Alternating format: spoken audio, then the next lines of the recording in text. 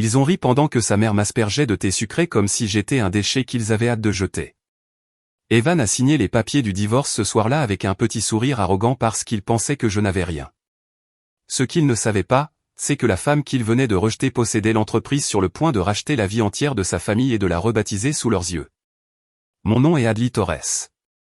Et jusqu'à il y a 10 minutes, j'étais assez folle pour croire que l'amour pouvait combler le fossé entre mon monde et le leur. La salle à manger du domaine Larkin à Charleston était un mausolée de vieille fortune et de jugement froid. La climatisation était réglée assez bas pour faire frissonner la peau, luttant contre la chaleur humide de la Caroline du Sud qui pressait contre les contre-fenêtres. J'étais assise au bout de la table en acajou, essayant de me faire petite, essayant de me fondre dans le papier peint beige que Marjorie Larkin aimait tant. J'aurais dû savoir que se fondre dans le décor n'a jamais été une option pour quelqu'un comme moi dans une maison comme celle-ci. Marjorie s'est levée pour remplir les verres. Le pichet dans sa main était en cristal lourd, rempli à ras-bord de thé sucré ambré. Elle se déplaçait avec la grâce d'une vipère vêtue de soie. Je l'ai regardée s'approcher. J'ai offert un sourire poli, celui que j'avais pratiqué pendant 2 ans. Puis, le monde est devenu collant et froid. Cela m'a frappé comme une onde de choc. Un gallon de thé glacé a dévalé ma tête, trempant mes cheveux, coulant dans mon cou et inondant la simple robe bleu marine que j'avais achetée spécifiquement pour ce dîner. Le choc m'a fait suffoquer, le liquide remplissant mes oreilles, dégoulinant de mes cils. C'était glacial, choquant mon système jusqu'à la paralysie. Oh mon Dieu, a dit Marjorie, sa voix dépourvue de toute surprise réelle. Ma main a glissé. Tu es si maladroite, Adly. Tu rends tout le monde nerveux autour de toi. Je suis resté là, figé, le sucre commençant déjà à me démanger en séchant sur ma peau. J'ai regardé vers le bout de la table, attendant que mon mari accourt, attendant qu'Evan crie après sa mère, qu'il attrape une serviette, qu'il montre ne serait-ce qu'une once de la protection qu'il m'avait promise lors de nos vœux. Evan n'a pas bougé pour m'aider. Au lieu de cela, il s'est levé lentement, s'essuyant la bouche avec une serviette en lin, et m'a regardé avec une expression que je n'avais jamais vue auparavant. C'était de l'ennui pur et simple. Regarde-toi, a dit Evan, d'une voix monocorde. Tu es un désastre, Adly. Mais d'un autre côté, tu as toujours été un désastre. J'ai cligné des yeux, essayant de chasser le thé de ma vision. Evan, j'en ai fini, a-t-il annoncé, jetant la serviette sur son assiette. Elle a atterri avec un bruit sourd qui a résonné comme un coup de feu dans la pièce silencieuse. Je demande le divorce dès demain matin. Mon cœur martelait mes côtes. J'ai essayé de me lever, mais le tissu de ma robe collait à la chaise. Evan, de quoi parles-tu? C'est une blague? Les doubles portes de la cuisine se sont ouvertes, mais ce n'était pas le personnel qui est entré. C'était une femme. Elle était blonde, rayonnante, et portait une robe d'été au ton pastel qui coûtait probablement plus cher que la voiture qu'Evan pensait que je conduisais. Je connaissais son visage. C'était Delaney Price, la fille d'un sénateur local, une femme dont Marjorie avait toujours fait l'éloge. Ce n'est pas une blague, a dit Evan, désignant Delaney alors qu'elle s'avançait à ses côtés. Elle a glissé son bras sous le sien, posant son autre main de manière protectrice, théâtrale, sur son ventre. Delaney est enceinte, Adly. Elle porte l'héritier Larkin. Quelque chose que tu n'allais manifestement jamais faire. La pièce a éclaté. Ce n'était pas un cri de scandale, c'était un rire. Winston Larkin, mon beau-père, a ricané en faisant tourner son bourbon. Enfin, mon fils. Il était temps que tu passes au niveau supérieur. Blair, la sœur d'Evan, a couvert sa bouche, les épaules secouées par le rire. Oh mon Dieu, regarde là. On dirait un rat noyé. C'est parfait. Delaney, tu es radieuse. Je les ai regardés. J'ai regardé ces gens que j'avais passé 2 ans à essayer d'impressionner, à essayer d'aimer. Ils n'étaient pas horrifiés. Ils s'amusaient. Pour eux, mon humiliation était un spectacle de cabaret. J'étais juste un accessoire qu'ils jetaient parce qu'ils en avaient trouvé un plus brillant. Evan m'a regardé, les yeux froids. Tu as signé le contrat de mariage, Adly. Tu repars avec ce que tu as apporté, c'est-à-dire rien. Maintenant, sors de ma maison. Tu es en train de dégouliner sur le tapis ancien. J'ai ouvert la bouche pour parler, pour hurler, pour défendre les 2 années de vie que j'avais consacrées à cet homme. Mes 2 agents de sécurité en uniforme étaient déjà à mes côtés. Je ne les avais même pas vus entrer.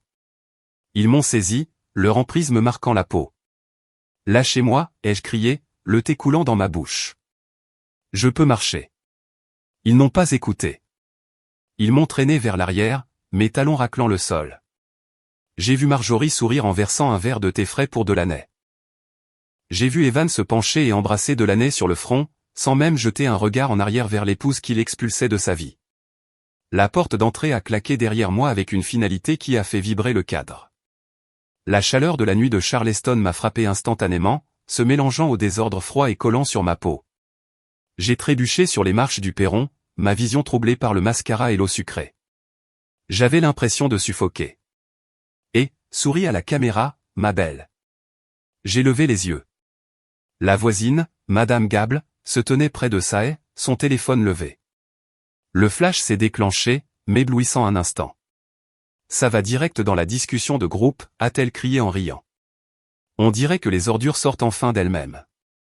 Je me suis détourné, protégeant mon visage, et j'ai descendu la longue allée sinueuse. Mes chaussures faisaient un bruit spongieux à chaque pas. Je tremblais, non pas de froid, mais d'une rage si pure qu'elle semblait me brûler l'estomac. J'ai atteint les grilles en fer et je me suis effondré sur le banc de pierre à l'extérieur du périmètre hors de vue de la maison, mais toujours dans l'ombre de leur richesse. Je suis resté assise là pendant 5 minutes. J'ai laissé l'air de la nuit sécher les larmes et le thé. J'ai laissé l'humiliation m'envahir, brûlant chaque terminaison nerveuse. J'ai mémorisé le son de leur rire. J'ai mémorisé le regard sur le visage d'Evan. J'ai mémorisé le sentiment d'être totalement et absolument jeté. Et puis ça s'est arrêté. Mes mains ont cessé de trembler. Les larmes ont cessé de couler. La Hadley qui voulait être une bonne épouse, qui voulait être acceptée, qui voulait une famille, elle est morte là, sur ce banc. Elle s'est dissoute dans l'air humide. J'ai fouillé dans mon sac trempé et j'en ai sorti mon téléphone. L'écran était légèrement fissuré à l'endroit où le garde m'avait bousculé, mais il s'est allumé. Il y avait une seule notification sur l'écran de verrouillage. Ce n'était pas un SMS d'un ami ou un plaidoyer d'Evan. C'était un message sécurisé de mon assistante de direction. J'ai balayé l'écran, mon pouce laissant une trace collante sur la vitre. Le message était court. Il se composait de 4 mots qu'Evan Larkin et sa famille ne pourraient jamais comprendre, le conseil attend, Madame Torres. Je me suis levé. J'ai lissé ma robe ruinée. J'ai essuyé les traces noires sous mes yeux. Je n'étais plus Hadley Larkin. J'étais Hadley Torres. Et j'avais une entreprise à diriger, une entreprise qui finalisait actuellement l'acquisition de la banque détentrice de l'hypothèque du sol même sur lequel les Larkin se tenaient. J'ai regardé le manoir une dernière fois. Les lumières étaient chaudes et accueillantes. J'entendais une musique lointaine. Ils célébraient. Laissez-les rire, ai-je chuchoté à l'obscurité. Ce serait la dernière fois. Pour comprendre comment je me suis retrouvé sur ce trottoir avec du thé séchant dans mes cheveux, vous devez comprendre comment nous avons commencé. Cela semble remonter à une éternité, mais c'était seulement 9 mois plus tôt que j'avais rencontré Evan Larkin. Cela s'est passé lors d'un gala de bienfaisance pour des artistes locaux à Savannah. C'était le genre d'événement où le champagne est tiède et la conversation encore plus froide. J'y étais essentiellement sous couverture. Dans mon monde, celui des acquisitions technologiques à enjeux élevés et de l'analyse des chaînes d'approvisionnement mondiales, je ne pouvais pas entrer dans une pièce sans que quelqu'un me soumette une idée ou me demande un prêt. J'avais donc élaboré une stratégie. Quand je voulais respirer, je devenais Hadley Torres, une cadre de niveau intermédiaire dans les opérations technologiques. Je portais une simple robe noire de prêt-à-porter, je gardais des bijoux minimaux et je conduisais une berline de location.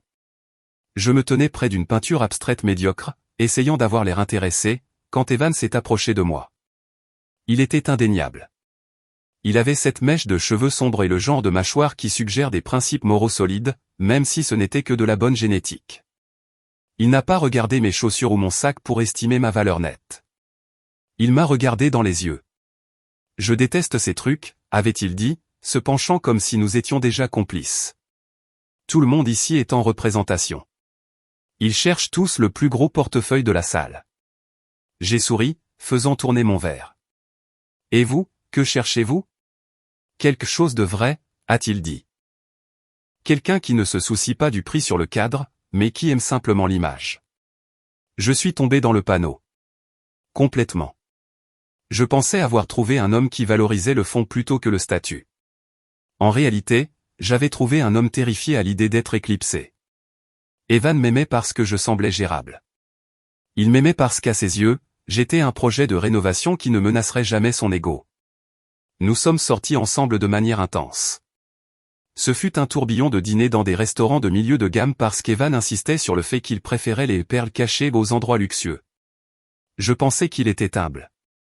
Je ne réalisais pas alors qu'il me testait, s'assurant que je n'en avais pas après la fortune de la famille Larkin. Et parlons-en, de cette fortune. La famille Larkin possède les complexes Larcaven. Pour le commun des mortels, ils sont riches. Ils ont un portefeuille d'une valeur de peut-être 40 ou 50 millions de dollars, principalement immobilisés dans l'immobilier et le capital de marque. Ils agissent comme une royauté américaine, protégeant un royaume qui est en fait assez petit comparé à l'empire que j'ai bâti depuis mon ordinateur portable. Mais je ne lui ai jamais dit. J'avais été échaudé auparavant. J'avais fréquenté des hommes qui se transformaient en sycophantes dès qu'ils cherchaient ma véritable valeur nette sur Google. Je voulais être aimé pour Adley, pas pour les milliards attachés au nom Adley Hartwell. J'ai donc gardé les deux vies séparées.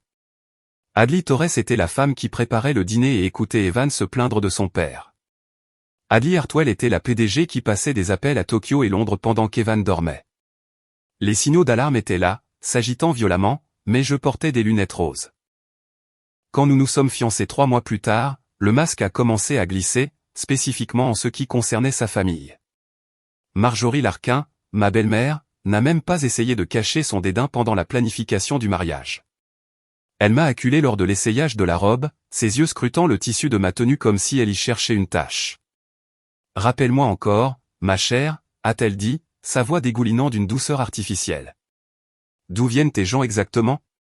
Nous avons sûrement des amis communs à Charleston. » « Je ne pense pas, ai-je dit, gardant ma voix stable. Mes parents étaient enseignants. Nous avons mené une vie tranquille. Marjorie a laissé échapper un souffle court et sec, comme si elle avait senti quelque chose de fétide. Enseignant. Comme c'est noble. Eh bien, ne t'inquiète pas, Evan a assez d'héritage pour vous deux. Nous devrons juste te polir un peu. Je me suis mordu la langue. Je me suis mordu la langue si fort que j'ai senti le goût du sang. Je me suis dit que cela n'avait pas d'importance. J'épousais Evan, pas sa mère. Mais Evan changeait lui aussi. Il ne me posait jamais de questions sur mon travail. Pas une seule fois. Pour lui, mon travail dans les opérations technologiques n'était qu'un petit passe-temps mignon que je faisais pour payer la facture d'électricité. Il rentrait du complexe, desserrait sa cravate et disait des choses comme « J'ai hâte que tu puisses quitter ton petit boulot, Adley. Tu dois te concentrer sur le fait d'être une épouse convenable. » Le nom Larkin demande beaucoup d'entretien. Il me faisait me sentir petite, et pour une raison malsaine, je le laissais faire. Je pensais que c'était à cela que ressemblait le compromis. Je pensais que m'effacer laisserait de la place pour nous. Puis vint le jour où il posa le contrat de mariage sur la table. C'était 2 semaines avant le mariage. Nous mangions des plats à emporter sur le sol de mon salon. Evan a sorti une épaisse enveloppe Kraft de sa mallette et l'a fait glisser vers moi. Il avait l'air peiné, comme s'il faisait quelque chose qui le blessait profondément. Mon père insiste là-dessus, a dit Evan, cherchant ma main. C'est juste une formalité, bébé. Juste pour protéger le domaine familial. Tu sais comment fonctionne le business. Nous voulons juste nous assurer que ce qui est à moi reste à moi, et ce qui est à toi est bien, peu importe ce que tu as, cela reste à toi. Il a dit cela avec un haussement d'épaule, supposant que je n'avais rien qui vaille la peine d'être protégé. J'ai regardé le document. Il était agressif. Il stipulait qu'en cas de divorce, je repartirais avec absolument rien. Pas de pension alimentaire, pas de droit sur le domicile conjugal, pas de droit sur les revenus futurs de la famille Larkin. C'était un document conçu pour me laisser sans ressources. La plupart des femmes auraient hurlé. J'ai juste ressenti une clarté froide m'envahir. D'accord, ai-je dit doucement. Tu vas le signer, a-t-il demandé, ses yeux s'illuminant.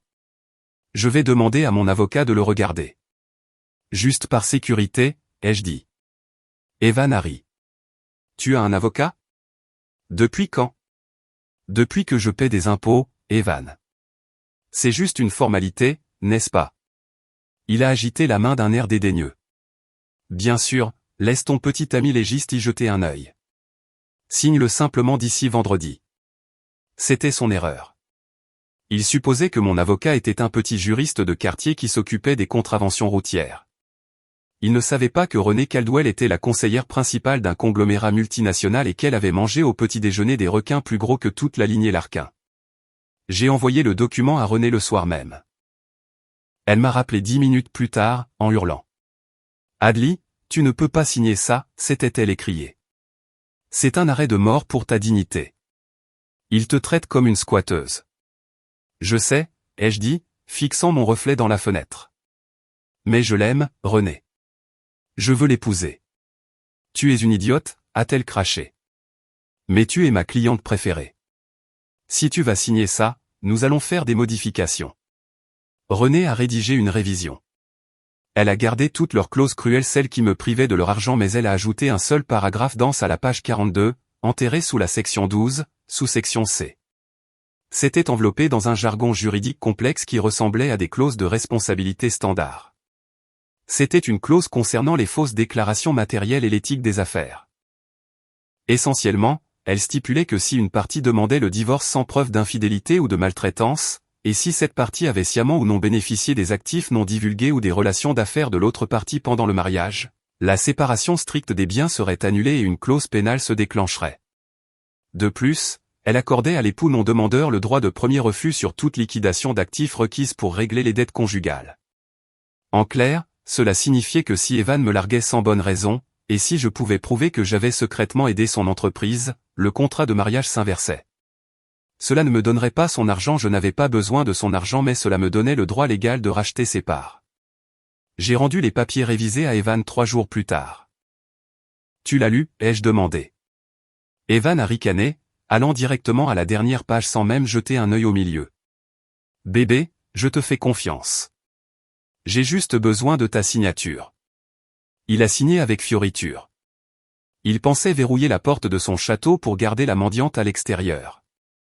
Il n'avait aucune idée qu'il venait de remettre à la mendiante le passe-partout. Nous nous sommes mariés au printemps. J'ai joué le rôle de l'épouse simple et reconnaissante. Je conduisais ma berline. Je portais les vêtements que Marjorie critiquait, et j'attendais que le bonheur commence. Mais au fil des mois, le silence dans notre maison est devenu plus lourd, et la façon dont Evan me regardait a commencé à passer de l'affection à l'agacement. Je ne le savais pas encore, mais le compte à rebours avait déjà commencé. J'essayais de construire un foyer, ils étaient déjà en train de rédiger l'ordre de démolition. L'isolement a commencé lentement, comme une fuite dans un bateau que l'on ne remarque pas avant d'avoir de l'eau jusqu'aux chevilles. Au 6e mois de notre mariage, j'ai réalisé que je n'étais pas vraiment à l'intérieur du cercle familial Larquin.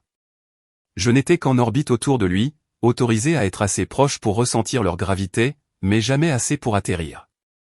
C'est devenu flagrant lors des dîners du dimanche. C'étaient des événements obligatoires tenus dans la grande salle à manger où l'air était toujours rassis.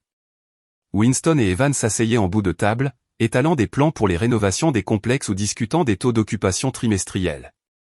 Un soir, ils se disputaient au sujet d'un fournisseur de linge d'hôtel. Ils se plaignaient que le vendeur actuel leur facturait 15% de trop. En fait, avais-je dit, marquant une pause avec ma fourchette à mi-chemin de ma bouche, je connais un distributeur de textiles au Vietnam qui fournit des chaînes haut de gamme. Je pourrais faire les présentations. Il pourrait probablement réduire vos coûts de 20% et améliorer la qualité du tissu. La table devint silencieuse. Winston me regarda par-dessus ses lunettes de lecture, son expression douce mais dédaigneuse. « C'est gentil, Adli, dit-il, reportant son regard sur Evan. Mais nous préférons faire affaire avec des partenaires établis. Pas avec n'importe lequel de tes petits amis. » Evan ne m'a même pas regardé. Il a juste tapoté le plan. « Papa, et si on coupait simplement le budget marketing ?» Je me suis rassise, le rejet pesant dans mon estomac comme une pierre. J'étais la PDG d'une entreprise qui optimisait les chaînes d'approvisionnement pour des sociétés du Fortune 500. Pourtant, dans cette maison, j'étais traité comme une enfant interrompant les adultes. Les blessures émotionnelles sont devenues plus profondes, et elles étaient souvent portées avec le sourire. Blair, la sœur cadette d'Evan, était la maîtresse de l'offense accidentelle. Quelques semaines plus tard, nous prenions le café dans le solarium. Je portais un chemisier en soie crème, l'un des rares articles coûteux que je gardais dans ma garde-robe de Dudley Torres parce que j'en aimais la coupe. Blair racontait une histoire avec ses mains, tenant une tasse pleine d'espresso. Et puis il a dit oups. Sa main a tressailli. Le café noir brûlant a éclaboussé ma poitrine, ruinant instantanément la soie. Cela m'a brûlé la peau, mais le regard dans ses yeux m'a brûlé davantage. C'était un éclair de délice pur et malveillant avant qu'elle ne le masque par une fausse inquiétude. Oh mon Dieu, Adli, je suis si maladroite, a-t-elle glapi, attrapant une serviette et me tamponnant agressivement, ne faisant qu'aggraver la tâche. C'est bon, ai-je dit les dents serrées, me reculant. C'est juste un vêtement. Eh bien, c'est une bonne chose que maman ait fait le tri dans son placard, a dit Blair d'une voix enjouée. Cet après-midi-là, Marjorie est venue dans notre chambre avec une boîte en carton. Elle l'a posée sur le lit comme s'il s'agissait de lingots d'or. J'ai entendu parler pour ton chemisier, ma chère, a dit Marjorie. Puisque tu es toujours si inquiète pour l'argent, j'ai pensé que tu pourrais utiliser ceci. Ce sont quelques-unes de mes vieilles affaires des années 90. Les styles reviennent à la mode, n'est-ce pas? Cela t'évitera d'avoir à acheter de nouveaux vêtements. Tu sais, ça aide le budget de la famille. J'ai regardé à l'intérieur. C'était rempli de tailleurs pantalons en polyester et de robes florales informes qui sentaient la naphtaline et la condescendance. Evan est entré alors que je fixais la boîte. Oh, c'est gentil de sa part, a-t-il dit en desserrant sa cravate. Tu devrais la remercier, Adli. C'est pratique. Tu dépenses trop en vêtements de toute façon pour quelqu'un qui travaille juste dans les opérations. Je l'ai regardé, attendant la chute. Il n'y en avait pas, tu détestes ces vêtements, ai-je dit calmement. Tu m'as dit la semaine dernière que tu aimais ma façon de m'habiller. J'aime quand tu as l'air approprié, a-t-il lancé, sa patience s'évaporant soudainement. Et ces derniers temps, tu as juste l'air d'essayer trop fort. Tu es toujours si occupé avec ton petit travail sur ordinateur, et tu viens dîner avec l'air stressé. Tu dois apprendre à être plus reconnaissante. Ma famille essaie de t'inclure, et toi tu joues les supérieurs. Ce fut le basculement. Au début, Evan aurait ri de ses vêtements laids. Maintenant, il était agacé que je ne veuille pas les porter. Il a commencé à tout critiquer. Si j'étais en conférence téléphonique dans la chambre d'amis, il frappait fort pour demander où étaient ses chaussures de golf. Si je mentionnais une promotion au travail, une fausse, juste pour le tester, il soupirait et demandait quand je comptais démissionner pour pouvoir gérer correctement le personnel de maison. Il me voulait plus petite. Il voulait que je rentre dans la petite boîte silencieuse qu'il avait construite pour sa femme. Mais j'avais un secret qui me gardait saine d'esprit. Avant le mariage, Evan avait exigé que je vende mes actifs. J'ai vendu ma voiture et quelques meubles, mais j'ai gardé le bail de mon studio en ville. J'ai dit à Evan que je le sous-louais à un cousin pour couvrir les frais, ce qui était un mensonge. Cet appartement était mon sanctuaire. C'était le seul endroit où Adli Hartwell existait. Il y avait mon serveur sécurisé, mon installation à 3 moniteurs et ma vraie garde-robe. 2 fois par semaine, j'y allais sous prétexte de rendre visite à de la famille ou de travailler tard. Je m'asseyais dans ces 75 mètres carrés, je respirais l'air qui sentait mes propres bougies coûteuses, et je dirigeais mon empire. Evan s'en moquait. Il l'appelait ma triste petite garçonnière. Il ne savait pas que cette triste petite garçonnière était le centre de commandement d'une corporation de plusieurs milliards de dollars. J'essayais de nous sauver, alors même qu'il essayait de m'effacer. Notre premier anniversaire de mariage approchait. Malgré la froideur, malgré les vêtements à la naphtaline, je m'accrochais encore à l'espoir insensé qu'un grand geste pourrait tout arranger. J'avais vu les états financiers de l'Ark-Haven Resorts. Ils perdaient de l'argent. Ils avaient besoin d'une nouvelle image de marque, d'une injection de luxe moderne. J'ai donc fait du shopping. Mais je n'ai pas acheté une montre ou une cravate. En utilisant une société écran, j'ai lancé l'acquisition de la Velvet Key Collection, une marque d'hôtel-boutique avec des établissements à Napa et Aspen. Mon plan était de présenter les documents de propriété à Evan le jour de notre anniversaire. Je révélerai qui j'étais vraiment. Je fusionnerai Velvet Key avec l'Ark-Haven, injectant 40 millions de dollars d'actifs dans l'héritage de sa famille. Je voulais voir son visage. Je voulais dire, je ne suis pas la pauvre fille par défaut que tu as choisie. Je suis la partenaire qui peut te sauver. J'avais fait rédiger les papiers. Ils étaient dans un coffre-fort dans mon appartement, attendant le bon moment. Mais le moment n'est jamais venu. 2 mois avant l'anniversaire, le rythme de notre vie a changé. C'était subtil pour lui, mais pour une analyste comme moi, c'était un gyrophare rouge clignotant. L'emploi du temps d'Evan a changé. Il avait des visites de site les mardis soirs. Il avait des dîners avec des investisseurs les vendredis. Je n'ai pas hurlé. Je ne l'ai pas confronté. J'ai fait ce que je fais de mieux, je l'ai audité. Je me suis connecté au compte de carte de crédit joint que nous partagions pour les dépenses du ménage, celui qu'il pensait que je vérifiais rarement.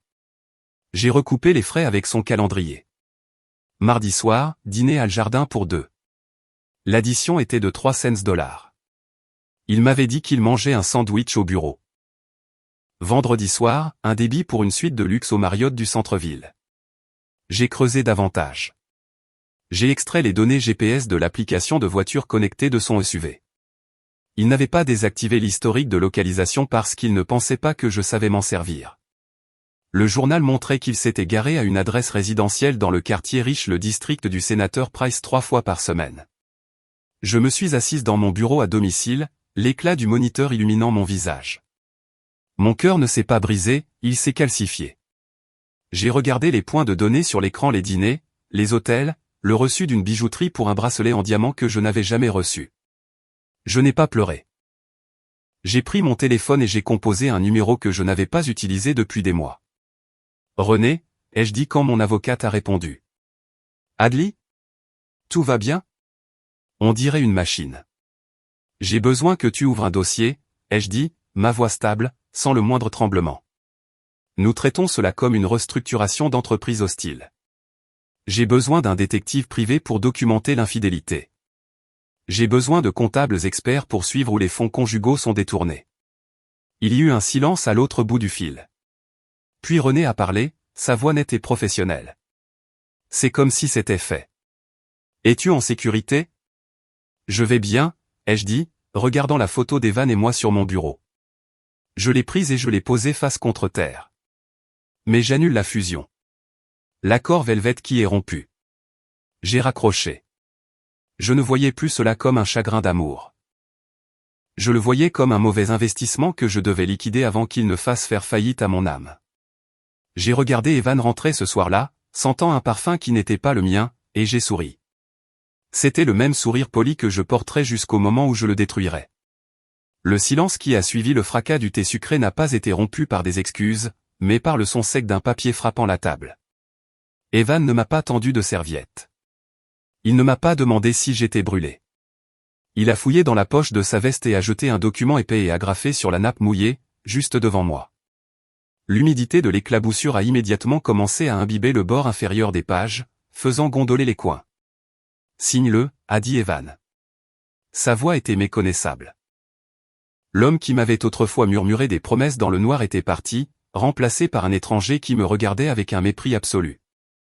J'ai baissé les yeux. En lettres noires grasses en haut de la page, on lisait « Demande de dissolution de mariage ». Marjorie s'est calée dans sa chaise, croisant les bras comme une metteuse en scène satisfaite de la première prise d'une scène qu'elle avait répétée 1000 fois. Elle a fait un signe de tête à Winston, qui a pris une gorgée de son bourbon, observant la procédure avec l'intérêt détaché d'un homme regardant une course de chevaux sur laquelle il avait déjà parié. « Allez, Adli » a insisté Marjorie, sa voix tendue par une joie contenue. « Ne rends pas les choses difficiles. Nous savions tous que ce jour viendrait. Tu étais une expérience qui a échoué. » J'ai regardé Delaney. Elle s'agrippait toujours au bras d'Evan, mais maintenant elle avait changé de jeu. Elle n'était plus seulement la remplaçante rayonnante, elle était la victime compatissante. Elle a posé délicatement une main manucurée sur son ventre, penchant la tête. « Je suis tellement désolé que cela doive se passer comme ça, Adli » a dit Delaney, sa voix douce et tremblante, parfaitement ajustée pour l'auditoire. « Nous ne voulions pas te faire de mal, mais le grand amour. Eh bien, on ne peut pas lutter contre la biologie. Nous avons une famille à laquelle penser maintenant. » Elle me regardait avec pitié. De la pitié? La femme qui couchait avec mon mari avait pitié de moi. Je me suis tourné vers Evan. Le sucre collant séchait sur mes cils, rendant mes clignements d'yeux difficiles. « Tu fais ça maintenant? Comme ça? Après tout ce qu'il y a eu? » Evan a ricané. Il a pris le document et l'a plaqué contre ma poitrine, me forçant à l'attraper pour l'empêcher de tomber dans la flaque de thé. Il n'y a pas de tout ce qu'il y a eu, Adli. Il n'y en a jamais eu. Tu étais une solution de rechange, une option simple et sans entretien en attendant le bon moment. Mais maintenant? Maintenant tu es juste un boulet. Il s'est penché, son visage à quelques centimètres du mien. Et ne pense pas que tu vas toucher un centime, a-t-il sifflé. Tu n'es qu'une chercheuse d'or. On l'a tous vu. Tu ne venais de rien. Tu n'as rien. Et grâce à ce contrat de mariage que tu as été assez stupide pour signer, tu repars avec rien. Une chercheuse d'or. L'ironie m'a frappé si fort que j'ai failli rire. Moi, qui avais secrètement racheté la dette de ses projets de rénovation défaillants juste pour maintenir sa cote de crédit. Moi, qui pourrais acheter tout ce domaine et le transformer en parking sans vérifier mon solde bancaire. Pourquoi, ai-je demandé, les mots s'arrachant de ma gorge. C'était la seule chose que je pouvais dire. Pourquoi cette cruauté? Si tu voulais partir, tu pouvais juste partir. Pourquoi m'humilier? Marjorie a laissé échapper un rire bref et aboyé. Parce que tu dois apprendre ta place, ma chère. Les gens comme toi vous oubliez à quel milieu vous appartenez si nous ne vous le rappelons pas. Evan a sorti son téléphone. J'ai cru qu'il vérifiait l'heure, mais j'ai vu le reflet de l'objectif de la caméra. Il me filmait. Dis au revoir, Adli, a-t-il raillé. Le flash de l'appareil a été le signal final. Les gardes de sécurité se sont avancés, me saisissant à nouveau les bras. Mais dans le chaos, dans la poussée d'adrénaline et de honte, mon instinct de survie a pris le dessus. J'ai serré les papiers du divorce qu'Evan m'avait imposé. Je m'y suis agrippé comme à un bouclier. Alors que les gardes me traînaient vers la porte, la pile de papier a glissé dans ma main. Sous la pétition principale, il y avait une feuille volante, une impression de mail qu'Evan avait dû inclure par inadvertance dans la pile. J'ai vu l'entête. Cela venait de son avocat de famille. J'ai vu l'objet, dissimulation d'actifs, chronologie de l'année. J'ai fourré les papiers dans mon sac trempé avant que le garde ne puisse me les arracher. Sortez-la d'ici, a aboyé Winston, finalement lassé du spectacle. Ils m'ont jeté dehors. Je suis parti. Je me suis assise sur le trottoir. J'ai subi l'appareil photo de la voisine, mais je n'ai pas lâché mon sac. 40 minutes plus tard, j'étais debout au centre de mon studio en ville. J'avais enlevé la robe marine ruinée et l'avais laissée en tas sur le sol. Je me tenais devant le miroir en pied, enveloppé dans une épaisse serviette blanche. Mes cheveux étaient encore humides, mais j'avais frotté le thé et le mascara de mon visage. Ma peau était rouge à cause de la chaleur de la douche et de la friction du gant de toilette. Je me suis regardé. Je ne voyais pas une victime. Je ne voyais pas une épouse délaissée. Je voyais une arme. Je me suis dirigé vers le petit bureau discret dans le coin. J'ai fouillé dans mon sac et j'ai sorti la pile de papiers humides. J'ai décollé les documents avec précaution. C'était là la copie du contrat de mariage jointe au dépôt, et l'erreur. J'ai lu l'email qu'Evan avait imprimé par erreur. Il datait d'il y a 3 mois. Evan, concernant les comptes offshore, nous devons transférer les fonds avant le dépôt. De plus, si la grossesse de l'année commence à se voir, nous devrons ajuster les dossiers médicaux pour qu'ils correspondent à la date de séparation. Fraude. Dissimulation d'actifs conjugaux. Falsification de date. Ce n'était pas seulement une preuve flagrante, c'était un code de lancement nucléaire. J'ai pris mon téléphone. Il était plus de minuit, mais je savais qu'elle répondrait. René, ai-je dit dès que la ligne a été établie. Adli? Où es-tu?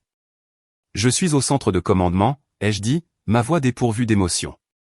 Je regarde le contrat de mariage, et je regarde des preuves de banqueroute, de fraude et de parjure qu'Evan vient de me remettre parce qu'il est trop arrogant pour vérifier sa propre paperasse. J'ai entendu le froissement des draps à l'autre bout alors que René se redressait. Tu as le déclencheur? J'ai tout, ai-je dit. J'ai regardé mon reflet dans la fenêtre sombre. La femme tremblante et tachée de thé du dîner était morte. Exécute la phase 2, ai-je ordonné. Réduis tout en cendres, René. Commence par les billets de banque. J'ai raccroché avant qu'elle ne puisse poser une autre question. Je me suis assise à mon bureau et j'ai ouvert mon ordinateur portable. C'était une machine construite sur mesure, cryptée selon des normes militaires. J'ai contourné l'interface standard et me suis connecté au terminal sécurisé. L'écran s'est allumé en vrombissant, baignant la pièce sombre d'une lumière bleue et froide. J'ai tapé mes identifiants. Identité, H. Hartwell. Accès, PDG propriétaire. Le tableau de bord s'est chargé. C'était un spectacle magnifique. Un réseau complexe d'actifs, d'acquisitions et de capital liquide s'étendant sur tout le globe. Novalum Analytics, la société mère, ma société. Au centre de l'écran, la valorisation en temps réel de mon portefeuille personnel augmentait. Valeur nette actuelle, 4,2 milliards de dollars. J'ai regardé le chiffre. Puis j'ai regardé les papiers de divorce froissés sur le bureau où Evan avait déclaré avec suffisance que je partirais avec rien. Je ne pars pas avec rien. Evan, ai-je murmuré à la pièce vide. Je pars avec tout ce que tu possèdes. J'ai appuyé sur la touche entrée. L'acquisition de la dette de l'Ark-Haven Resorts est passée de l'état en attente à actif. Le jeu avait officiellement commencé. Le lendemain matin ne m'a pas trouvé en train de pleurer dans un oreiller ou de supplier pour une seconde chance. Il m'a trouvé 30 étages plus haut, debout dans un bureau d'angle qui surplombait la silhouette d'Atlanta, une ville assez loin de Charleston pour respirer, mais assez proche pour frapper. Le nom sur les portes vitrées n'était pas l'Arkin. C'était Novalum Analytics. Pour les non-initiés, cela ressemble à une simple entreprise technologique de plus. Pour les titans de l'industrie hôtelière, les Hilton, les Marriott, les conglomérats aériens mondiaux, c'est l'oracle. Nous ne nous contentons pas d'analyser des données, nous prédisons l'avenir. Nous utilisons une intelligence artificielle propriétaire pour prévoir les ruptures de la chaîne d'approvisionnement, optimiser le prix des chambres en temps réel et gérer la logistique mondiale. Si un ouragan se forme au large des côtes de la Floride, mes algorithmes indiquent aux chaînes hôtelières où déplacer leur stock de linge et comment ajuster leurs tarifs avant que la première goutte de pluie ne tombe. Je ne suis pas seulement une employée des opérations techniques. Je suis la fondatrice, l'actionnaire majoritaire et la PDG. Je me tenais près de la fenêtre allant du sol au plafond, sirotant un café noir qui coûtait plus cher que le thé sucré que Marjorie m'avait jeté au visage. Je portais un tailleur anthracite sur mesure qui respirait l'autorité, un contraste saisissant avec les robes de grand magasin que j'avais portées pour ménager l'ego fragile d'Evan. C'était là la tragédie de notre mariage, vraiment. J'avais passé 2 ans à tamiser ma lumière pour qu'Evan puisse se prendre pour le soleil. J'habitais dans un petit appartement avant d'emménager dans le manoir glacial de sa famille. Je conduisais une berline raisonnable. Je découpais des coupons de réduction. Je l'ai fait parce que je voulais être aimé pour ce que j'étais, pas pour la valorisation à 9 chiffres attachée à mon nom. Mais Evan n'aimait pas la femme en dessous. Il aimait la version économique de moi parce qu'elle le faisait se sentir riche. Il aimait la version silencieuse de moi parce qu'elle le faisait se sentir bruyant. Il avait besoin d'être le sauveur, ce qui signifiait que je devais toujours être la demoiselle en détresse. Eh bien, la demoiselle vient d'acheter le château. Les doubles portes se sont ouvertes derrière moi. Bonjour, Adli, a dit René. Elle est entrée, flanquée de Marcus, mon directeur financier, et de Sarah, la responsable de notre division de conformité juridique. Il ne me regardait pas avec pitié, il me regardait avec la détermination de soldats attendant un ordre. Bonjour, ai-je dit, me tournant vers la longue table de conférence en marbre. Je me suis assise en bout de table. Commençons. Rapport d'étape sur le portefeuille de l'Ark-Haven. Marcus a connecté sa tablette à l'écran principal. Un réseau complexe de données financières est apparu. C'est pire que ce que nous pensions, a dit Marcus d'un ton sec. En surface, l'Ark-Haven Resorts projette une image de stabilité de vieille fortune. Ils ont la reconnaissance de la marque et les emplacements de choix. Mais quand on gratte les couches, les fondations sont pourries. Il a tapoté l'écran, mettant en évidence une série de graphiques rouges. Ils sont endettés jusqu'au cou, a poursuivi Marcus. Ils ont contracté de multiples prêts sur l'équité de leurs propriétés phares pour financer des rénovations qui ne semblent jamais finir. Leur ratio d'endettement est critique. En gros, ils déshabillent Pierre pour habiller Paul. Et Paul commence à s'impatienter. J'ai étudié les chiffres. C'était pathétique. Winston Larkin se promenait comme un roi, mais il régnait sur un royaume de dettes. Cela devient plus intéressant, est intervenue Sarah en ajustant ses lunettes. Nous avons effectué un recoupement sur leur liste de fournisseurs. Il s'avère que l'Ark-Haven Resorts est l'un de nos clients. J'ai haussé un sourcil. Techniquement, oui, a dit Sarah. Ils sont abonnés à notre logiciel de gestion d'inventaire de milieu de gamme. Mais voici le hic, ils ont 6 mois de retard sur leurs frais de licence. Ils doivent à Novalum environ 42 000 $ d'arriérés de paiement. J'ai laissé échapper un rire bref et froid. La famille de mon mari devait de l'argent à mon entreprise, et ils ne savaient même pas que c'était mon entreprise.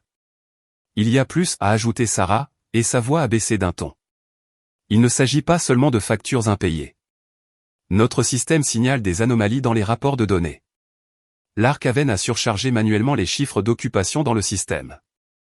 Explique, ai-je dit en me penchant en avant. Ils enregistrent des chambres vides comme occupées au plein tarif, a dit Sarah. Ils gonflent leurs chiffres de revenus dans les rapports qu'ils génèrent pour leurs prêteurs. Ils trafiquent les comptes pour maintenir leur ligne de crédit ouverte. Si les banques savaient que leur taux d'occupation réel est de 40% au lieu des 80% qu'ils prétendent, les prêts seraient rappelés immédiatement. Je me suis rassise, absorbant l'information. Ce n'était pas seulement de l'incompétence, c'était de la fraude. Winston et Evan n'étaient pas seulement de mauvais hommes d'affaires, c'étaient des criminels. Ils paradaient dans Charleston, jugeant mes origines et ma valeur, alors qu'ils construisaient tout leur style de vie sur un mensonge. Cela change tout, ai-je dit doucement. René m'a regardé. Que veux-tu faire concernant l'acquisition? J'ai regardé le dossier sur la table. Il contenait les documents pour la Velvet Key Collection, la marque d'hôtel-boutique que j'avais secrètement achetée il y a quelques semaines. C'était censé être mon cadeau d'anniversaire pour Evan. J'allais la fusionner avec l'Arcaven, injecter de nouveaux actifs et les sauver de leur propre stupidité. J'allais être l'associée silencieuse qui gardait un toit sur leur tête. Brûlez-le, ai-je dit. René a hoché la tête. La fusion? La fusion, le cadeau, le salut tout. J'ai fait glisser le dossier sur la table vers la déchiqueteuse dans le coin. J'en ai fini de les sauver. Je me suis levé et je suis retourné à la fenêtre. La ville en bas ressemblait à un circuit imprimé logique et ordonné. La famille Larkin était un bug. Nous ne allons pas les poursuivre pour le règlement du divorce, ai-je dit, le dos tourné à l'équipe. Je ne veux pas de leur argent. Il est sale, et il n'y en a pas assez pour que cela m'importe. Alors, quelle est la stratégie, a demandé Marcus. Nous allons laisser la vérité faire le travail, ai-je dit. Je me suis retourné, mes yeux fixés sur l'écran où les graphiques rouges de la dette de l'Arcaven pulsaient comme un cœur à l'agonie. Ils se tiennent sur une trappe qu'ils ont construite eux-mêmes. Tout ce que nous avons à faire, c'est de tirer le levier. Sarah, envoie une notification formelle concernant les frais de logiciel impayés. Ne l'envoie pas au service de la comptabilité fournisseur. Envoie-la directement au PDG, Winston Larkin, avec Evan en copie. C'est fait, a dit Sarah, tapant rapidement. Et Marcus, ai-je continué, commence à racheter leurs dettes. Contacte les prêteurs secondaires. S'il y a un titre de créance sur une propriété de l'Arcaven qui est à vendre, je veux que Novalum Holdings le possède. Je veux être celle qui tient la laisse quand ils finiront par s'étouffer. Ils ont hoché la tête, comprenant la mission. Ce n'était pas un caprice, c'était une prise de contrôle hostile de leur réalité. J'ai regardé l'heure. Il était 10 heures du matin. Evan était probablement en train de se réveiller aux côtés de Delaney, pensant qu'il avait gagné. Il pensait probablement qu'il avait réussi à couper le poids mort de sa vie. Il n'avait aucune idée que ce poids mort était la seule chose qui empêchait son monde entier de plonger dans l'abîme. J'ai pris mon téléphone et j'ai regardé le dernier SMS qu'Evan m'avait envoyé, une exigence cruelle de venir chercher mes cartons sur le trottoir. Je n'ai pas répondu. Je n'en avais pas besoin. La séance est levée, ai-je dit. Au travail. Alors que l'équipe sortait, je me suis assise dans mon fauteuil en cuir et j'ai ouvert à nouveau le tableau de bord. J'ai regardé la commande passée, état, acquisition de la dette initiée. Je n'allais pas détruire Evan Larkin. J'allais simplement lui présenter les conséquences de ses propres actes. Et pour un homme qui n'avait jamais été tenu responsable de quoi que ce soit dans sa vie, ce serait un sort bien pire que la faillite. La prise de contrôle fut silencieuse. Elle n'eut pas lieu par un cri ou un coup de marteau dans une salle d'audience, mais par une série de signatures numériques exécutées sur des serveurs sécurisés.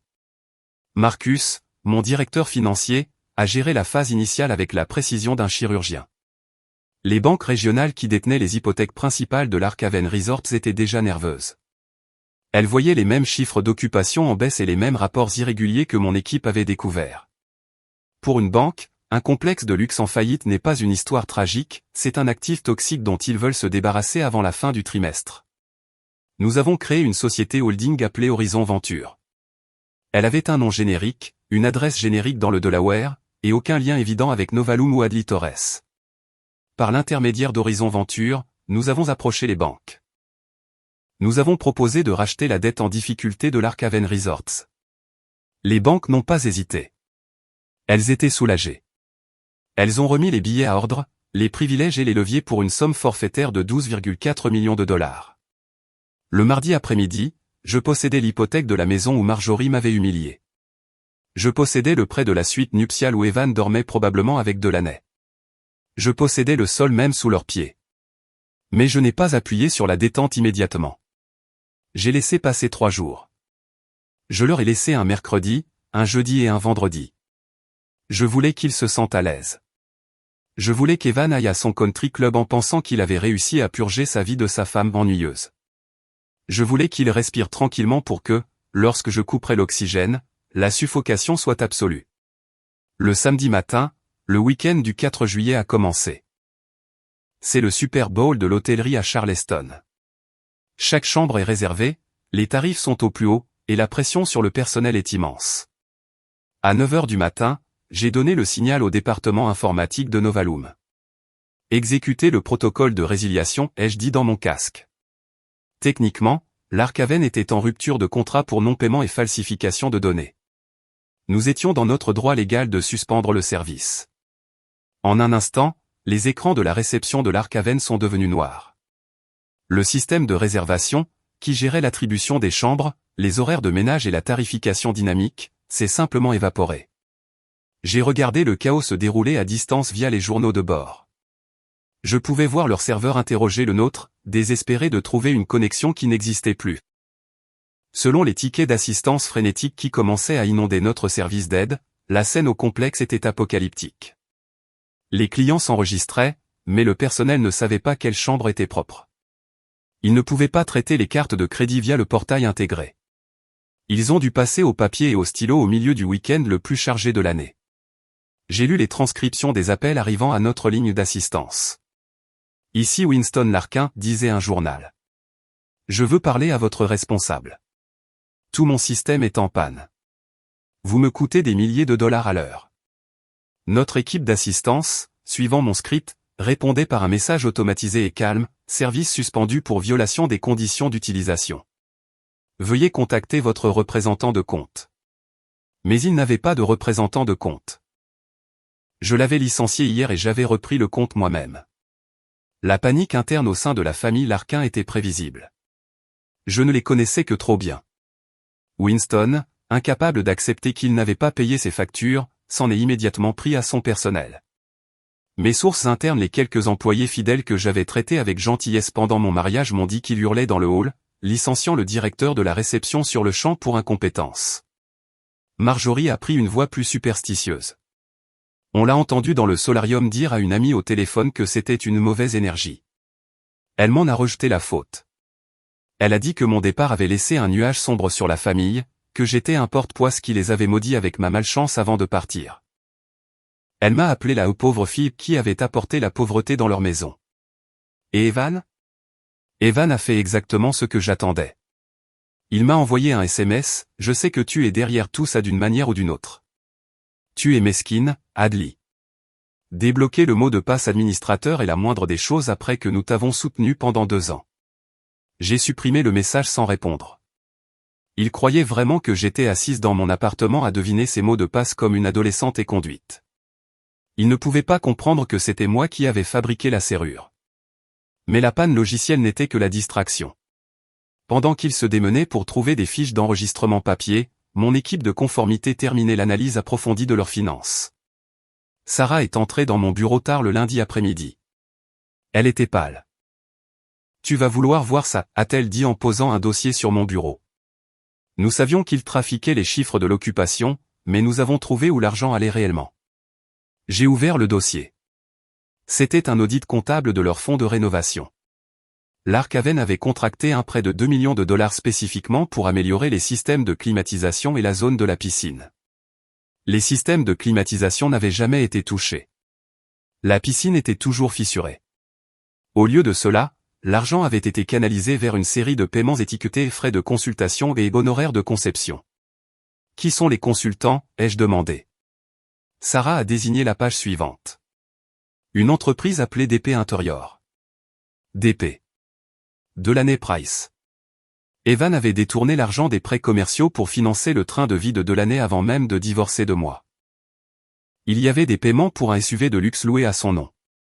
Des paiements pour un appartement en ville.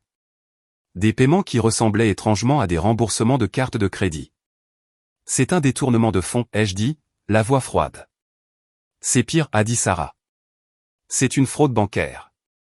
Ils ont utilisé l'argent d'un prêt fédéral garanti pour des améliorations commerciales afin de payer une maîtresse. Si l'IRS ou la banque les audite, Winston et Evan ne risquent pas seulement la faillite, ils risquent la prison.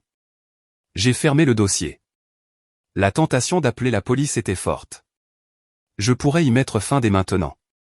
Je pourrais les voir menotter d'ici le dîner. Non, ai-je dit. C'est trop rapide. S'ils vont en prison, ils deviennent des victimes dans leur propre esprit. Ils deviennent des martyrs persécutés par le gouvernement. J'ai regardé Sarah. Je veux qu'ils perdent la seule chose qui compte plus pour eux que leur liberté. Je veux qu'ils perdent leur statut. Je veux qu'ils soient pauvres. Nous n'appelons pas la police, ai-je ordonné. Faites rédiger par le service juridique un avis réglementaire de violation. Envoyez-le au département des fraudes de la banque et mettez le conseil d'administration de l'Arcaven en copie. Présentez cela comme un rapport de conformité obligatoire. Nous ne faisons que notre devoir de fournisseur de logiciels signalant des données financières irrégulières. Nous avons envoyé l'avis. C'était sec, bureaucratique et mortel. Cela alertait les organismes de surveillance nécessaires que les chiffres soumis par l'Arcaven étaient statistiquement impossibles et probablement frauduleux. Ensuite, j'ai abattu mon atout. Le mardi matin, un coursier est arrivé au domaine des Larquins. Il portait une seule enveloppe épaisse. Elle ne venait pas de Novalum, elle venait de Horizon Venture, le nouveau propriétaire de leur dette. J'ai imaginé Winston l'ouvrant à la table du petit déjeuner, peut-être pendant que Marjorie lui versait son café. La lettre était brève. Elle citait la clause d'exigibilité anticipée figurant dans les petits caractères de leur contrat de prêt. Elle stipulait qu'en raison de la violation substantielle du contrat, spécifiquement les irrégularités dans leur rapport financier et la suspension de leur système d'exploitation critique, le prêteur considérait désormais le prêt comme étant à haut risque. Le fond du problème était simple, conformément à la section 8, paragraphe 4, Horizon Venture exige par la présente le remboursement immédiat du solde total du principal, plus les intérêts courus et les pénalités. Montant total du 14 250 000 $. Date limite, 30 jours. Ils avaient un mois pour trouver 14 millions de $, sinon les clés de l'Arcaven Resorts m'appartenaient. J'ai signé la lettre moi-même, mais pas de mon nom. J'ai signé, représentant autorisé, Horizon Venture. Je me suis adossé à mon fauteuil, regardant le soleil se coucher sur la ville. Je pouvais sentir la vibration de l'onde de choc frapper Charleston. Ils devaient courir partout dans ce manoir en ce moment, transpirant dans leurs costumes en lin, cherchant frénétiquement Horizon Venture sur Google, essayant de comprendre qui était cet exécuteur invisible. Ils cherchaient un monstre. Ils ne devineraient jamais que c'était la fille qui découpait des coupons sur la table de leur cuisine. Le hall de Novalum Analytics était conçu pour intimider.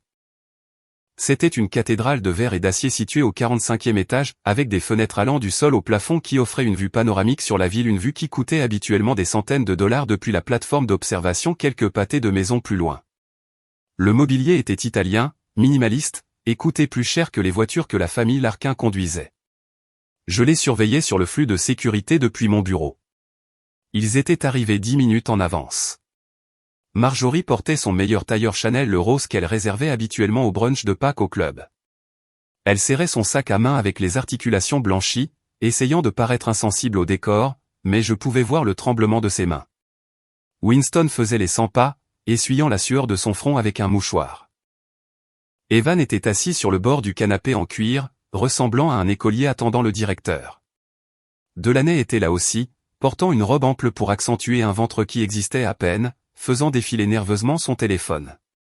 Il pensait être ici pour rencontrer un sauveur potentiel. Il pensait que Novalum était un chevalier blanc intervenant pour offrir un partenariat stratégique qui résoudrait leur crise de la dette. Il n'avait aucune idée qu'il venait d'entrer dans la fosse aux lions. Je les ai laissés attendre. Je me suis assise à mon bureau pour terminer un appel avec Tokyo. J'ai vérifié mes emails. J'ai arrosé le bonsaï sur mon étagère. J'ai laissé passer 15 minutes au-delà de l'heure prévue du rendez-vous. Dans le monde des affaires à enjeux élevés, faire attendre quelqu'un est la première démonstration de pouvoir. Cela leur indique que votre temps est une monnaie, et qu'ils sont actuellement à découvert. À 10 heures, je me suis levé. J'ai lissé les revers de ma veste. C'était une pièce sur mesure, bleu minuit, assez tranchante pour couper du verre. Je ne portais pas les pastels doux de Adly Larkin, je portais l'armure de Adly Torres. J'ai remonté le long couloir vers la salle de conférence A. Les talons de mes chaussures claquaient contre le sol en marbre, un son rythmé et résonnant qui annonçait mon arrivée avant même que j'atteigne la porte. Mon assistant, un jeune homme nommé David qui savait exactement ce qui se passait, m'a ouvert la lourde porte vitrée. Ils se sont tous levés à mon entrée. C'était un réflexe, une habitude de la société polie à laquelle ils prétendaient appartenir. Bonjour, ai-je dit. Ma voix était calme, dépourvue de la chaleur que j'avais l'habitude de gaspiller pour eux. Winston a ouvert la bouche pour parler, probablement pour se plaindre de l'attente, mais les mots sont morts dans sa gorge. Il m'a vu. Pendant une seconde, ce fut le silence total. C'était le silence de cerveau en plein dysfonctionnement, incapable de traiter les données devant eux. Adly, a soufflé Evan en faisant un pas en avant. Qu'est-ce que tu fais ici? Tu nous as suivis? Marjorie a laissé échapper un ricanement méprisant, retrouvant son sang-froid plus vite que les autres. Oh, pour l'amour du ciel. Tu travailles dans la restauration maintenant? Nous sommes ici pour un rendez-vous avec le PDG. Adly, apporte-nous de l'eau et sors. Je ne l'ai pas regardé. Je suis passé devant eux jusqu'en bout de table. J'ai posé mon porte-documents en cuir sur le bois poli. J'ai regardé la plaque signalétique qui avait été placée là plus tôt, Adly Hartwell Torres, PDG et fondatrice. J'ai levé les yeux et j'ai croisé le regard de Winston. Il avait suivi mon regard. Il a lu la plaque. Tout le sang s'est retiré de son visage, le laissant d'une teinte grise maladive. Asseyez-vous, ai-je ordonné. Ce n'était pas une requête. C'était un ordre donné avec l'autorité de quelqu'un qui signait leur chèque de paie. Winston s'est effondré dans sa chaise. Evan m'a regardé, puis a regardé la plaque signalétique, la bouche légèrement entr'ouverte. C'est une plaisanterie, a bafouillé Evan. Tu travailles aux opérations. Tu répares des ordinateurs. Je répare les inefficacités, Evan, ai-je dit en prenant place. Et l'Ark Haven Resorts est la plus grande inefficacité que j'ai jamais rencontrée. J'ai ouvert le portfolio. Sautons les formules de politesse. Vous êtes ici parce que vous avez reçu une mise en demeure de Horizon Venture concernant une dette de 14 millions de dollars. Vous êtes ici parce que votre système d'exploitation a été résilié. Vous êtes ici parce que vous êtes à 30 jours de la saisie. J'ai fait glisser un document sur la table. C'était l'acte de cession. Horizon Venture est une filiale à part entière de Novalum Analytics, ai-je déclaré. Ce qui signifie que la banque n'a pas vendu votre dette à un étranger. Elle me l'a vendue à moi. Marjorie a eu le souffle coupé. Sa main a volé à sa poitrine. Tu possèdes notre hypothèque. Je possède tout, Marjorie, ai-je dit, mes yeux verrouillés sur les siens. Je possède le toit au-dessus de votre tête. Je possède le lit dans lequel vous dormez. Je possède le pichet de thé sucré que vous m'avez jeté au visage. J'ai tapoté la table. Et en ce moment, je suis la seule chose qui se tient entre vous et la rue. Winston semblait être sur le point de faire un arrêt cardiaque. Mais pourquoi? Pourquoi n'as-tu rien dit? Nous sommes une famille. J'ai ri. C'était un son sec, sans humour. Une famille, ai-je demandé. J'ai ramassé une télécommande et l'ai pointée vers l'écran géant derrière moi. Une famille ne fait pas ça. J'ai cliqué sur le bouton. Une série de mails et de SMS est apparue à l'écran. C'étaient les communications que j'avais assignées à produire, celles qu'Evan avait sottement envoyées depuis son appareil professionnel. Objet, le bouche-trou de Evan Larkin à Winston Larkin Corps, ne t'inquiète pas, papa. Elle n'est qu'une solution temporaire. Elle ne coûte pas cher à entretenir et elle garde la maison propre jusqu'à ce que je trouve quelqu'un avec un meilleur pédigré. Le contrat de mariage garantit qu'elle repartira avec 0. J'ai cliqué à nouveau. Objet, éviction progressive de Marjorie Larkin à Evan Larkin Corps, assure-toi de l'humilier quand tu le feras. Nous devons nous assurer qu'il ne lui reste aucun statut social à Charleston pour qu'elle n'essaie pas de réclamer quoi que ce soit. L'idée du thé sucré pourrait être amusante. Le silence dans la pièce était mortel. Evan regardait l'écran, puis moi, la terreur remplissant ses yeux. Il réalisait alors que j'avais tout vu. J'avais entendu chaque insulte, chaque plan, chaque plaisanterie cruelle. Vous avez signé un contrat de mariage pour protéger vos actifs contre moi, ai-je dit doucement. Mais vous auriez dû en signer un pour vous protéger de mon intelligence. Delaney a pris la parole pour la première fois. Sa voix était aiguë, désespérée. C'est illégal. Tu nous as piratés. Tu n'es qu'une ex-femme aigrie et stérile qui est jalouse parce que je lui donne la famille que tu n'as jamais pu lui donner. Elle a placé ses mains sur son ventre, jouant la carte qu'elle pensait être son atout. J'ai tourné mon regard vers elle. C'était le regard d'un scientifique examinant un insecte sous un microscope.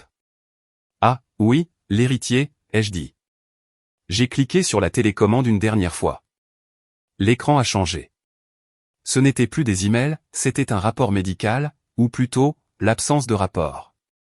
Pendant la phase de communication des preuves du divorce, mes avocats ont demandé les dossiers médicaux pour vérifier la chronologie de la grossesse, principalement pour prouver l'infidélité, ai-je expliqué. J'ai pointé le document à l'écran. La clinique que vous prétendez fréquenter à Atlanta n'existe pas. La photo d'échographie que vous avez publiée sur les réseaux sociaux? J'ai effectué une recherche d'images inversées. C'est une photo libre de droit provenant d'un manuel médical disponible sur Getty Images. Delaney s'est levé, renversant sa chaise. Arrête. Tu mens. Et enfin, ai-je continué, ma voix implacable, j'ai demandé à mon équipe de vérifier la lettre de confirmation que vous avez soumise au tribunal. Le médecin qui l'a signée est décédé il y a 3 ans. J'ai regardé Evan. Il fixait la photo d'échographie. Evan, ai-je dit, il n'y a pas de bébé. Le silence qui a suivi était lourd, étouffant. C'était le son d'un mensonge volant en 1 million d'éclats. Evan s'est tourné vers Delaney lentement. Son visage était un masque de confusion et d'horreur naissante. Tu as dit que tu avais entendu le rythme cardiaque, a chuchoté Evan. Le visage de Delaney s'est décomposé. Elle a regardé autour de la pièce, cherchant une sortie, cherchant un allié. Il n'y en avait aucun. Je l'ai fait pour nous, a-t-elle hurlé, la voix brisée. Je devais sécuriser les choses. Tu mettais trop de temps à la quitter. Je devais t'obliger à choisir. Evan s'est levé. Il a regardé la femme pour laquelle il avait détruit son mariage. Il a regardé le faux ventre sous sa robe. Tu m'as menti, a rugi Evan. Sa voix a résonné sur les parois de verre. Je me suis adossé, les regardant se retourner l'un contre l'autre. C'était inévitable. Les rats s'entre-dévorent toujours quand le navire commence à couler. Sors, lui a sifflé Evan. Éloigne-toi de moi. Delaney l'a regardé, puis m'a regardé. Elle a poussé un sanglot qui était moitié rage, moitié défaite, et s'est précipitée hors de la pièce. La porte s'est refermée derrière elle, ne laissant que le bruit de la respiration laborieuse de Winston. J'ai fermé mon portfolio. Le son était net. Final. Maintenant que les distractions ont disparu, ai-je dit en regardant les 3 Larkin restants, parlons du paiement. Il vous reste 29 jours. Winston a pris sa tête entre ses mains.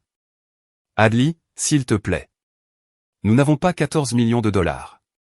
Tu sais que nous ne les avons pas, je sais, ai-je dit. Je me suis levé. Alors je vous suggère de commencer vos cartons. On m'a dit que le marché des costumes en polyester d'occasion était assez robuste à cette période de l'année. J'ai marché vers la porte. Je ne me suis pas retourné. Je n'avais pas besoin de voir leur visage pour savoir que j'avais déjà gagné. Je suis sorti de la salle de conférence et je suis retourné vers mon bureau, les laissant dans les ruines de la réalité que je venais de démanteler. L'effondrement de la dynastie Larkin ne s'est pas produit d'un coup.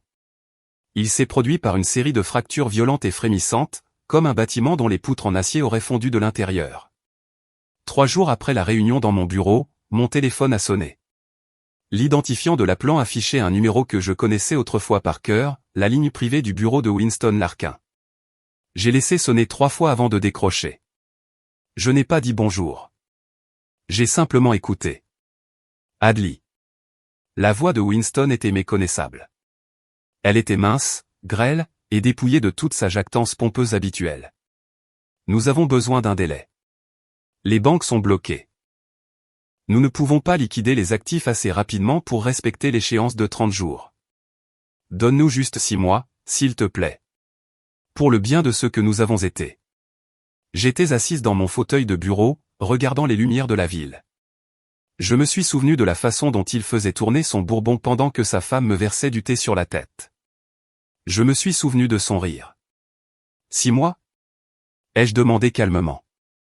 Oui, a supplié Winston. Juste le temps de nous réorganiser. Nous pourrons te rembourser. Nous avons juste besoin de temps. Je me suis penché en avant, ma voix descendant jusqu'à un murmure.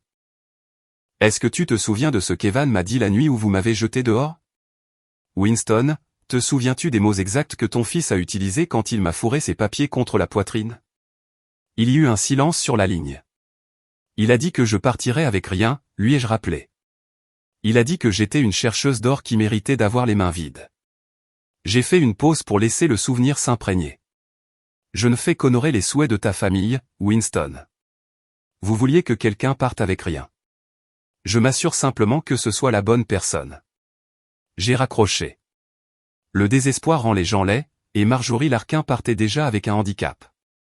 Quand les supplications n'ont pas fonctionné, elle s'est tournée vers la seule arme qui lui restait, son statut social. Des rapports ont commencé à me parvenir du circuit social de Charleston. Marjorie racontait à quiconque voulait l'entendre au country club que j'étais une imposture. Elle prétendait que j'avais séduit Evan pour voler des secrets d'entreprise, que j'étais une espionne industrielle et que ma société était une façade pour le blanchiment d'argent. C'était un jeu dangereux à jouer avec une femme qui disposait d'un service juridique plus important que tout son cercle social. Je n'ai pas répondu à ces rumeurs. J'ai appelé René. Faites la taire, ai-je dit. René a envoyé une mise en demeure dans l'heure, mais elle a joint autre chose à l'email, un fichier numérique. C'était la vidéo que Madame Gable, la voisine, avait prise cette nuit-là. On m'y voyait dévaler les marches, trempé et humilié, tandis que Marjorie se tenait sur le pas de la porte, riant et tenant le pichet vide.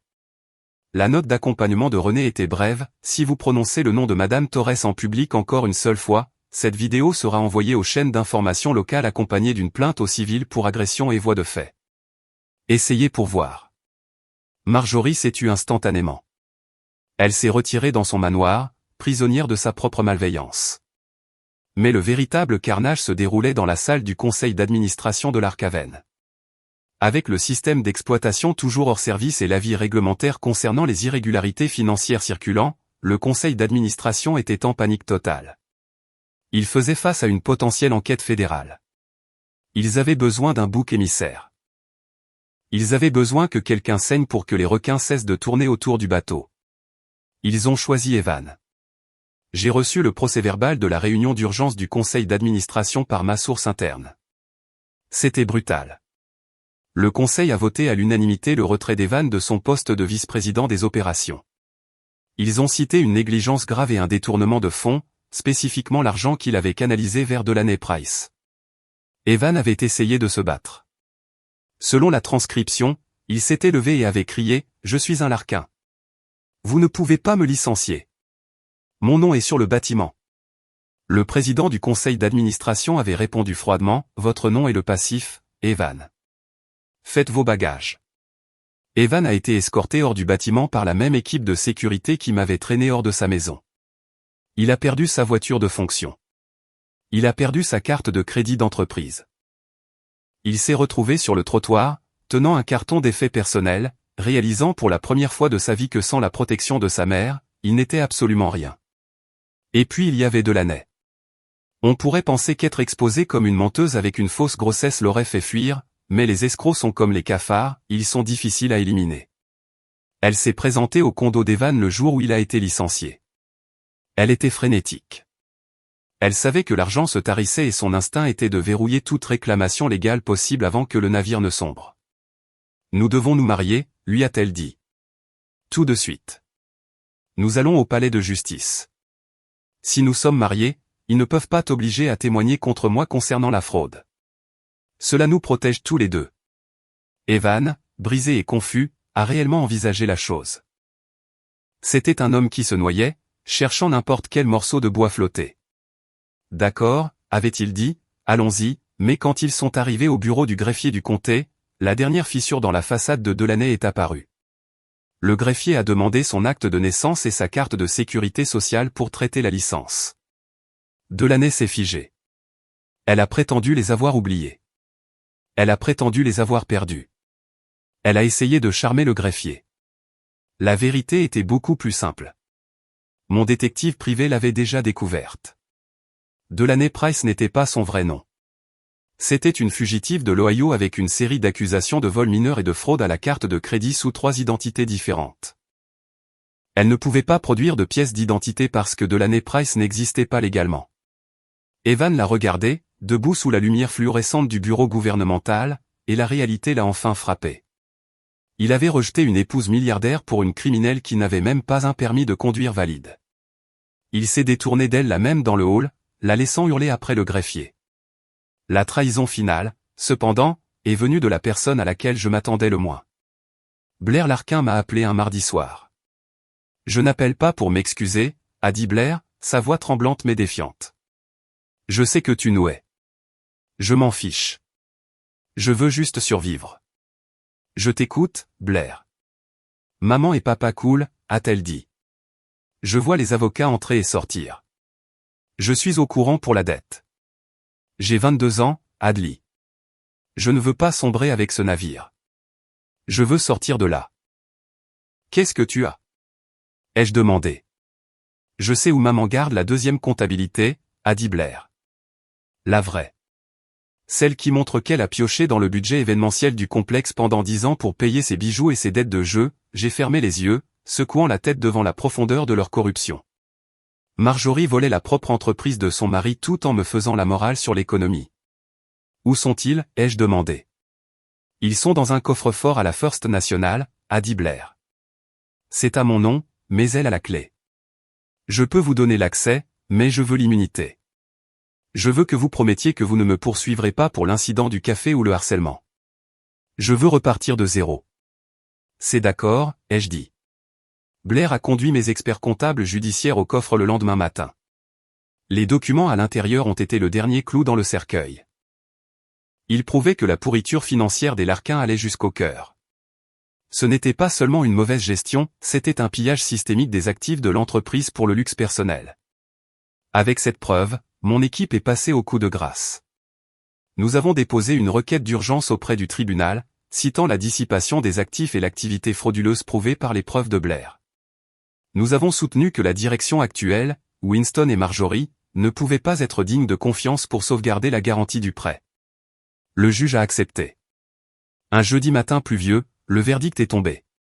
Le tribunal a placé l'Ark-Haven Resort sous administration judiciaire. Mais plus important encore, le juge a accordé l'ordonnance de saisie. J'ai reçu la notification sur mon téléphone alors que j'étais en réunion. Objet, avis de vente par le shérif propriété, domaine phare de l'Ark-Haven Resorts date, 15 août le calendrier était fixé. L'Empire ne s'effondrait pas seulement, il était mis aux enchères au plus offrant. J'ai transféré l'email à René avec une instruction en 2 mots, soyez-y, je me suis approché de la fenêtre de mon bureau. La pluie martelait la vitre, lavant la ville. Dans une semaine, je me tiendrai devant eux une dernière fois. Je ne serai pas la victime. Je ne serai pas la défenderesse. Je serai l'exécutrice. Et je les regarderai dans les yeux quand le marteau tomberait. La salle d'audience était stérile, sentant le produit pour citron et l'anxiété rance. Il était approprié que la fin de notre mariage se produise dans une pièce dépourvue de chaleur, tout comme le mariage lui-même. Evan était assis de l'autre côté de l'allée. Il semblait plus petit que dans mes souvenirs. L'arrogance qu'il avait définie lors de la soirée était partie, remplacée par un regard vide et creusé. Il portait un costume manifestement prêt à porter, probablement acheté avec le peu d'argent liquide qu'il avait réussi à rassembler après le gel de ses cartes de crédit. Son avocat, un homme qui semblait ne pas avoir dormi depuis une semaine, s'est levé. Il essayait de tenter une passe de la dernière chance dans un match déjà terminé. « Votre honneur » a-t-il bafouillé en mélangeant ses papiers. « Nous soutenons que Madame Torres, anciennement Madame Larkin, a commis une fraude par omission. Elle a volontairement dissimulé des actifs s'élevant à des milliards de dollars. Cette tromperie invalide le contrat de mariage. Mon client mérite une part équitable de la succession matrimoniale en raison de ce manquement à la confiance. Je suis resté parfaitement immobile. À côté de moi, Renée Caldwell s'est levée. Elle n'a pas mélangé de papier. Elle n'a pas bafouillé. Elle tenait un seul document à la main. Votre honneur, a dit Renée, sa voix tranchant l'air comme un couteau. Le conseil de Monsieur Larquin semble avoir oublié le document que son propre cabinet a rédigé. Clause 12, sous-section C. Elle stipule clairement que la séparation des biens est absolue à moins que la partie demanderesse ne puisse prouver une infidélité ou des abus. Renée s'est dirigée vers le juge. De plus, a-t-elle continué, la clause pénale pour déclaration inexacte n'est déclenchée que si le conjoint non fortuné ce que Monsieur Larquin supposait être ma cliente a bénéficié des actifs non divulgués. Madame Torres n'a jamais utilisé un centime de sa fortune pour financer le mode de vie de Monsieur Larquin. Cependant, nous avons des preuves que M. Larquin a utilisé des fonds matrimoniaux garantis par des prêts bancaires pour financer une liaison extra-conjugale. Elle a placé le rapport de comptabilité judiciaire sur le bureau du juge. Il détaillait chaque dollar qu'Evan avait volé au fonds de rénovation pour payer l'appartement de Delaney. Le juge a ajusté ses lunettes. Il a lu la page. Il a regardé Evan.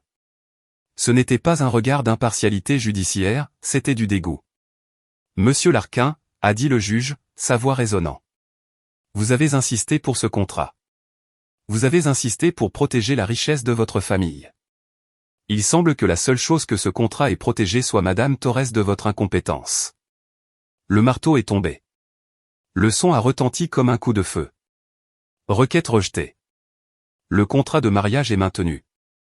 Monsieur Larquin est condamné à payer tous les frais de justice pour les deux parties. De plus, compte tenu des preuves de harcèlement et de traque numérique, l'ordonnance de protection temporaire est rendue permanente. Vous ne devez pas approcher à moins de 150 mètres de Madame Torres. L'affaire est close. Evan s'est affaissé dans sa chaise. Il ne m'a pas regardé. Il a regardé ses mains, réalisant que le morceau de papier qu'il avait utilisé pour m'humilier était désormais la cage dans laquelle il s'était enfermé. Mais je n'avais pas le temps de célébrer. Le véritable final se jouait de l'autre côté de la rue. Les marches du palais de justice du comté étaient bondées. C'était un après-midi doux humide, le genre où l'air semble assez lourd pour être porté. Une foule s'était rassemblée pour la vente du shérif. Les requins de l'immobilier, les investisseurs et les curieux bourdonnaient. Et debout au premier rang, ressemblant à des fantômes d'une époque révolue, se trouvaient Winston et Marjorie. Marjorie serrait un chapelet, ses lèvres bougeant dans une prière silencieuse et désespérée. Elle espérait un miracle. Elle espérait que personne ne parierait, que la banque accorderait un répit, que d'une manière ou d'une autre il pourrait se réveiller de ce cauchemar. Le commissaire-priseur a commencé son chant. C'était une chanson rapide et rythmée de destruction. Nous avons la propriété connue sous le nom de vaisseau amiral de l'Arkhaven Resort, a-t-il braillé. Mise à prix à 8 millions de dollars. Quelqu'un dit 8. Un homme en costume gris a levé la main. 8 millions. 9, a lancé une autre voix. Winston tressaillait à chaque chiffre. Chaque enchère était un coup de marteau porté à son héritage. Je me tenais à l'arrière de la foule, portant des lunettes de soleil et un chapeau à large bord. Je les ai regardés transpirer. J'ai vu l'espoir quitter le visage de Marjorie à mesure que le chiffre montait à 12 millions. Une fois à 12 millions, a crié le commissaire-priseur. J'ai levé mon panneau. C'était le numéro 404. 20 millions de dollars, ai-je dit. La foule est devenue silencieuse. 20 millions, c'était bien au-dessus de la valeur marchande de la dette. C'était une enchère agressive, un coup de grâce. C'était une déclaration. Winston s'est retourné brusquement. Il plissait les yeux contre le soleil, essayant de voir qui avait parlé. Quelqu'un dit 21, a demandé le commissaire-priseur. Silence. Une fois, deux fois. Il a abattu son marteau. Vendu à l'enchérisseur 404 pour 20 millions de dollars. Marjorie a laissé échapper un sanglot et s'est effondrée contre l'épaule de Winston. Winston m'a fixé alors que je retirais mes lunettes de soleil et montais les marches. Toi, a chuchoté Winston. C'était toi. Je me suis arrêté devant eux. La chaleur irradiait du béton. Je vous avais dit que j'étais la créancière, Winston, ai-je dit calmement. Horizon Venture, c'est moi. J'ai racheté votre dette, et maintenant, j'ai racheté votre maison. Les genoux de Winston ont fléchi. Il a réalisé la totalité de mon contrôle. Je ne les avais pas seulement battus, j'avais possédé tout le terrain de jeu dès le début. Mais l'univers avait un dernier rebondissement à offrir. Alors que le commissaire-priseur me remettait les documents de l'acte, une berline noire s'est garée le long du trottoir. 2 agents en uniforme en sont sortis, suivis d'un détective en civil. Ils ne se sont pas dirigés vers moi. Ils ont marché vers le bord de la foule où Evan venait d'arriver du tribunal de la famille, l'air défait. Debout à côté de lui, essayant de se fondre dans l'ombre, se trouvait Delaney. Delaney Price, a demandé le détective. Ou devrais-je dire Sarah Jane Miller? Delaney s'est figé. Ses yeux allaient de gauche à droite, cherchant une issue de secours. Evan l'a regardé. Sarah, vous êtes en état d'arrestation pour vol d'identité, falsification de documents médicaux et fraude électronique, a dit le détective en sortant une paire de menottes. Nous avons un mandat de l'État de l'Ohio et des accusations en attente ici pour les demandes de prêts frauduleuses que vous avez co-signées avec Monsieur Larkin. Evan a reculé comme si elle était radioactive. La femme pour laquelle il avait détruit sa vie se faisait menotter devant une foule d'inconnus. Evan, a hurlé Delaney alors que les agents lui saisissaient les bras. Evan, fais quelque chose. Dis-leur qui je suis. Evan est resté là, paralysé. Il l'a regardé, puis il m'a regardé. Ses yeux étaient remplis d'un regret profond et fracassant. Il a ouvert la bouche pour me parler, peut-être pour supplier, peut-être pour s'excuser. Je me suis simplement détourné. C'est à ce moment-là que Marjorie a craqué. Le chagrin, l'humiliation, la perte de sa maison, c'était trop. Elle s'est jetée sur moi. Espèce de sorcière, a-t-elle hurlé, ses mains griffant l'air. C'est toi qui as fait ça. Tu nous as ruinés. Tu as tout pris. Elle ne m'a jamais atteinte. 2 agents de sécurité de grande taille, ceux que j'avais engagés, pas ceux qui travaillaient autrefois pour elle, se sont interposés. Ils ont bloqué son chemin avec la force inébranlable d'un mur de pierre. C'était l'image miroir parfaite de la nuit où elle m'avait fait expulser. Lâchez-moi, criait Marjorie, se débattant dans leur emprise. Elle est maléfique. Elle a détruit ma famille. J'ai fait signe aux gardes de la maintenir un instant. Je me suis approché, juste hors de portée de ses griffes manucurées. Je l'ai regardée dans les yeux. J'ai vu la peur qu'elle avait essayé de cacher avec du thé sucré et de la cruauté. Je ne vous ai pas détruite, Marjorie, ai-je dit d'une voix basse et ferme, audible seulement pour elle et les ruines de sa famille. J'ai juste arrêté de vous sauver. Je leur ai tourné le dos. Retirez l'enseigne, ai-je ordonné au contremaître qui attendait près du camion nacelle. Je suis resté là à regarder. Le bras de la grue s'est déployé, les crochets métalliques se sont accrochés à la grande lettre « L » en cursive dorée qui pendait au-dessus de l'entrée depuis 40 ans. Dans un gémissement de métal tordu, l'enseigne a été arrachée de la façade en pierre. Elle a balancé dans l'air un instant, symbole d'une dynastie qui se croyait intouchable avant d'être déposée dans la benne à ordures. Je n'ai pas souri. Je n'ai pas pleuré. J'ai ressenti une légèreté dans ma poitrine que je n'avais pas ressentie depuis 2 ans. J'ai marché vers ma voiture. Le soleil se couchait, jetant de longues ombres sur le bâtiment qui m'appartenait désormais. J'étais seul, mais pour la première fois, je ne me sentais pas seul. J'étais libre. Merci beaucoup d'avoir écouté mon histoire. J'aimerais beaucoup connaître votre avis sur la façon dont Adi a géré les Larkin. Alors, n'hésitez pas à commenter ci-dessous et à me dire d'où vous écoutez aujourd'hui.